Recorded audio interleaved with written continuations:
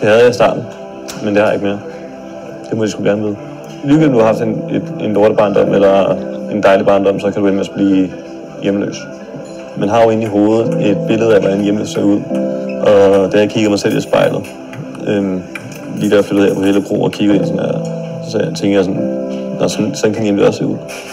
Så det fik ligesom fjernet alle mine fordomme om, hvordan en hjemløs egentlig var og så ud. Altså i starten føltes det som en kæmpe stor skamplet.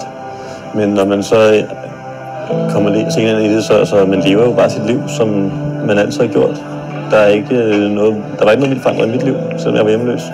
Grunden til, at jeg blev det, fordi at jeg søgte med lys og lygte for at finde en lejlighed, men så er ventetiden, den er lang. Det var den eneste udvej, vil jeg sige. Fordi at jeg kunne ikke vente halvandet år, jeg kunne ikke vente et år, jeg kunne ikke... altså hvis der var nogen, der havde sagt noget, at jeg har noget lige her nu, så havde det været fint.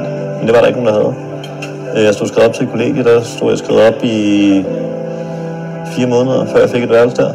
En digital demonstration søndag, det er ligesom et opråb til politikerne om, at I skal nødt til at hjælpe dem, der står uden bolig.